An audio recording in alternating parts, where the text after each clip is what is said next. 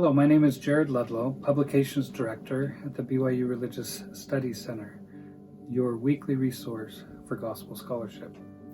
And today we're going to talk about a couple of resources that can accompany your Come Follow Me study for April 4th through 10th, Exodus 14 through 17. The first one is called The Path of Angels, a biblical pattern for the role of angels in physical salvation. And this is by Taylor Halverson, a professor in the business school here at BYU. He looks at the biblical pattern of the role of angels in physical salvation. In other words, looking at the pattern of angelic assistance, helping various individuals out of physical distress. As part of this article, he gives a little bit of background to angels and the terms used for angels. He reviews a lot of episodes from the Old Testament. And one of the main points that he ends up making is that in the Old Testament, angels are involved more in deliverance from physical calamity, whereas in Restoration Scripture, angels are more involved in preaching the gospel and testifying.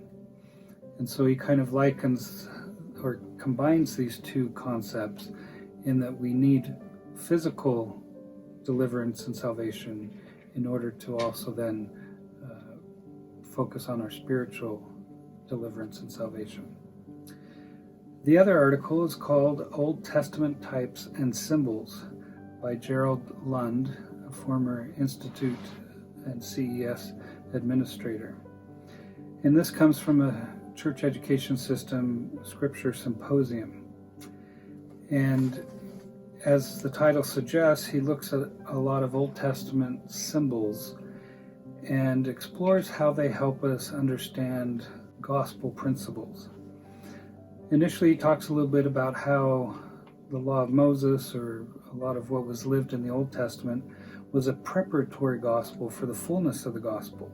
And yet, because it's a preparatory gospel, it can give symbols and point us to things that we can learn from the fullness of the gospel. And so he talks a little bit about how we can understand symbols. He gives guidelines in relation to looking at symbols and how best to understand them.